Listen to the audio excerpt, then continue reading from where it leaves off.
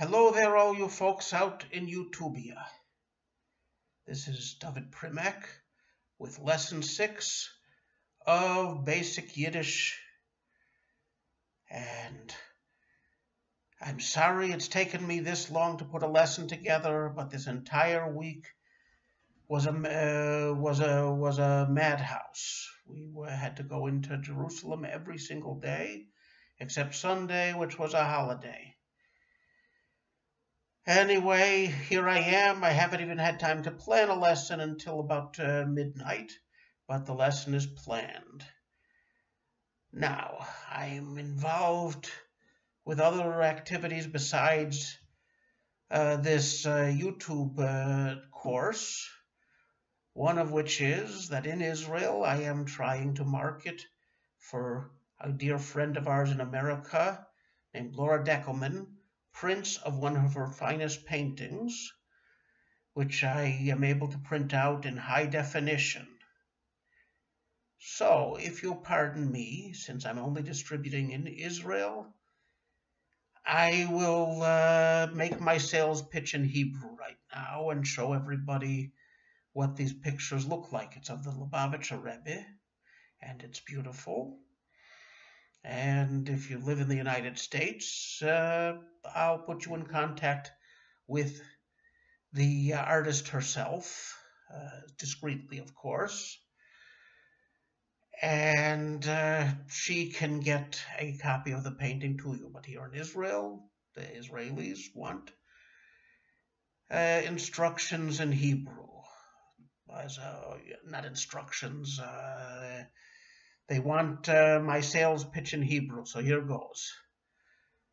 אני עסוק בהרבה דברים, ביניהם שאני משווק תמונות יפות של האדמו הזקן, עשויות על ידי המציירת המפורסמת של ארצות הברית, לורה דקלמן, שהיא הידידה הכי חשובה שלנו. וסוף סוף התחלתי לשווק את התמונה שלה, של האדמו"ר מליובאוויטש, שהדפסתי בדפוס מהודר, ויש לי פה דוגמאות להראות לכל העולם. אם אתם רוצים, העתקה מהתמונה היפה הזאת, אנא להתקשר אליי פה ביוטיוב, או אפשר על ידי האימייל שלי, אתן את זה בסוף השיעור, תוכלו להתקשר אליי. הנה התמונות.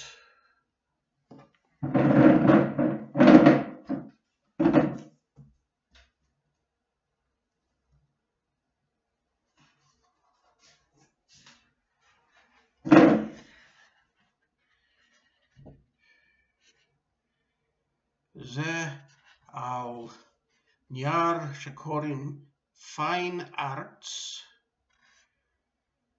שזה נייר עדין שיש לו בישוש.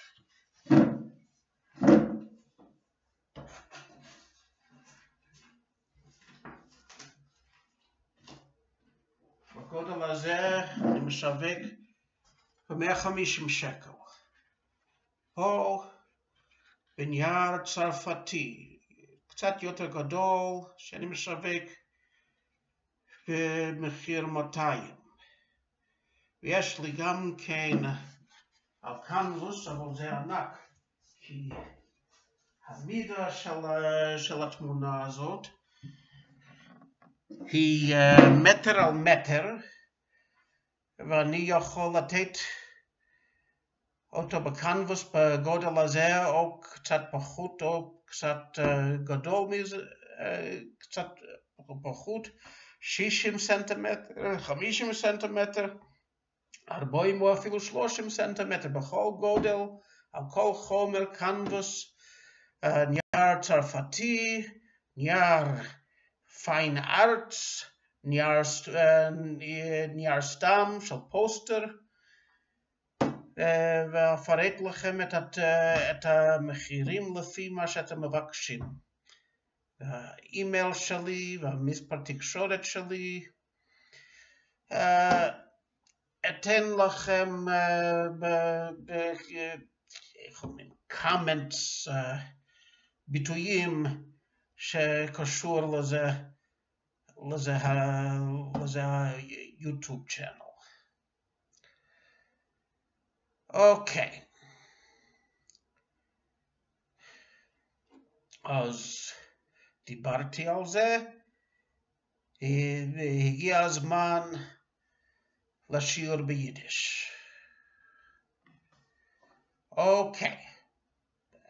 Slowly but surely I'm going to be providing Hebrew subtitles for people who speak Hebrew. I've already got it partially done on lesson 4. And unfortunately I made no progress this week because it was so hectic. So let's get on with the plurals. Now, there are more types of plurals because since Yiddish is made up of several languages combining into a mishmash, therefore there are different rules for plurals depending on the origin of a word, which is really the way it works in English, so it shouldn't be very strange to English speakers. Okay, so here we have foreign words that are grafted onto Yiddish from foreign tongues other than Slavic tongues and Hebrew, from English or French, and they are usually made into plurals with an S sound, just as they are in English. For example, auto, which means a automobile, would be autos. Ego, an ego, would be egos, egos. Zwei egos was kriegen eine mit der andere would mean two egos which conflict one with the other. Radio, a radio, radios. A similar rule applies with last names. There is, for example, Goldberg. The plural of that would be Goldbergs. But when you have a consonant that's related to the S sound, you have to also make a vowel separation between them just so that you don't choke on your words. For example, Rabinovich would be Rabinoviches, the Rabinowitzes, also similar to English. Now, there's also words, both homegrown and foreign, that end with a m sound, a mem sound. There, for example, aquarium. An aquarium is in plural aquariums. Alachayim, oddly enough, even though it's a Hebrew word which is already in the plural simply because life is plural in Hebrew in every case. But a l'chaim, that you make a toast to life, l'chaim, the plural of that is l'chaims. A shturim is a storm, a big commotion, and a lot of agitation, and the plural is sturims. And it goes on also where you have a unstressed final vowel. It's also with a S sound. For example, Vulcan, which means cloud, Vulcans. Koiman, what is Koiman again? I forgot a word here. Guess what?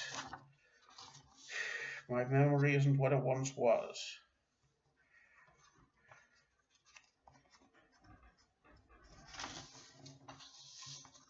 So what's meant a Koyman?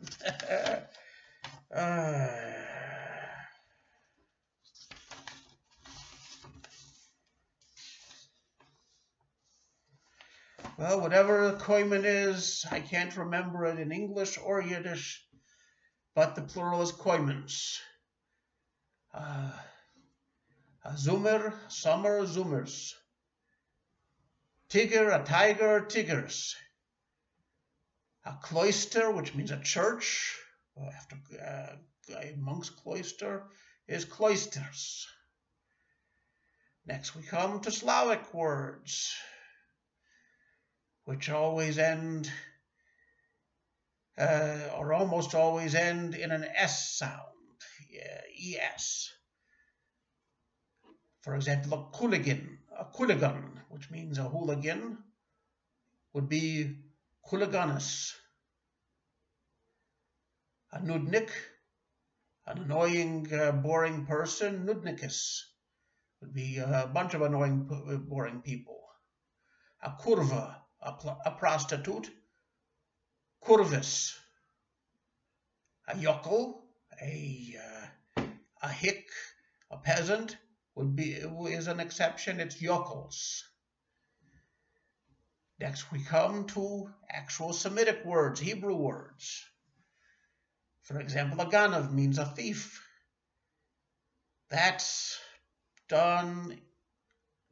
declined in the Hebrew manner. If it's a masculine noun, as most nouns which end with a consonant R, it's ganovim, thieves. A shikar, a drunk, is shikurim. Rav, a rabbi, is rabbonim. And if you want to talk about an unworthy rabbi, you say, will sein einer von der Rabbonim, soll sein einer von der Rabbonim, because it's a pun.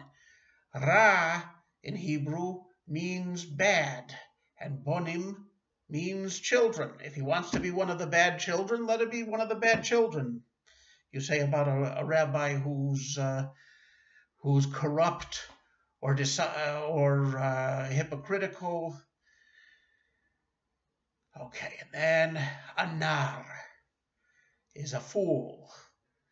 That is also slightly different. It's naronim, fools. A different word is a shaita, which is declined regularly as shaitim, fools. A soine is an enemy, soinim. Plural that is soinim. Talmid, a student, talmidim. But sometimes the Semitic suffix of im is added to decidedly non-Hebraic words, but words of either great derision or of great respect. For example, a doctor, meaning, of course, a doctor. The plural of that would be doctorim, because people respect doctors. They have a Hebrew plural suffix. Likewise, a professor would be a professorim, many professors. Wunder, a wonder, like a prodigy, would be wundairim, or it could also be wunders, depending on who you learned Yiddish from.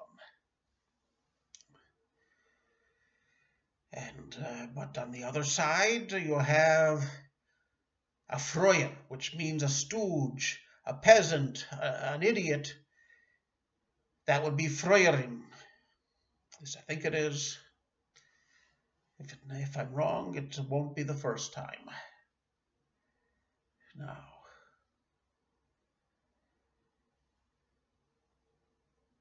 there are, however, two plurals in Yiddish. One is the masculine, which is ends with im, goyim. For example, a well-known masculine noun which has a plural ending of im, but you also have feminine. Feminine nouns usually end in an sound, either with an aleph or a hey. And since modern-day Hebrew and also rabbinical Hebrew is very much mixed with Aramaic, which often has a aleph ending, in Yiddish you'll conjugate it, as you do in modern Hebrew, an Aramaic verb with an aleph ending, which stands for the definite article. You would decline it as feminine and give it the feminine ending. And because Yiddish is spoken by Ashkenazim, you would not pronounce the feminine ending like an Israeli, ot, like bonot, zugot, mishnayot, but like an Ashkenazi. For example, worry, daiga, instead of da'aga, and that plural of that would not be da'agot, like an Israeli, but daigas. Also dugma, there you have an Aramaic word, it means an example. Plural is either dugmas or dugmois. A chaloim, a dream, in Hebrew would be chalom, but in Yiddish it would be chaloim, like an Ashkenazi. And in plural it would be chaloimas. A chasana means a wedding, not a chatuna, but a chasana. And many chasanas is chasanas. Ich tanze in zu viel chasanas. I dance in too many different weddings. Means I'm too busy doing too many things. Chasima means a seal, a signature. Chasimas, seals or signatures. Teva means good, but it in the noun form it means a good deed, a favor. Like ich bet von dir a teva means I ask from you a favor. And if you don't want to give me the favor, you would say in the plural, ich hab getan von dir schon genug tevas. I've done enough favors for you.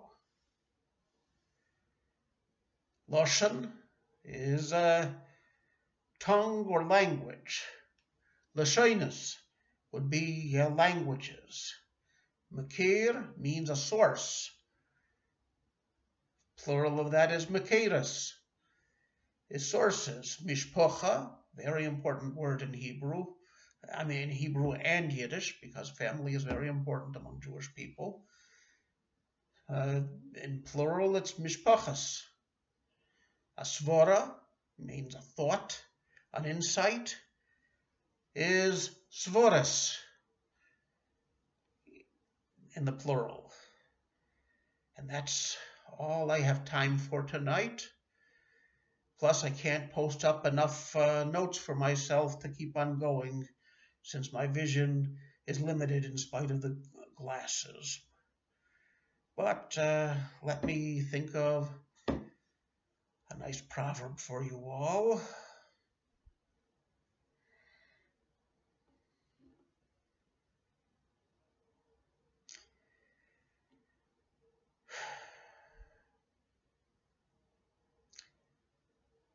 I think I gave you already a few of them, and it's late at night and my mind is a blank. It's after 2 in the morning here.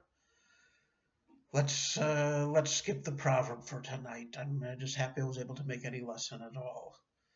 I'll see you next week, hopefully early. Every week is not like this. Here's your proverb. Okay. Nicht jeden Tag ist Purim. Every day is not Purim. In other words, you don't get all kinds of goodies and get drunk and have people give you money if you're poor every day, as you do on Purim. Okay?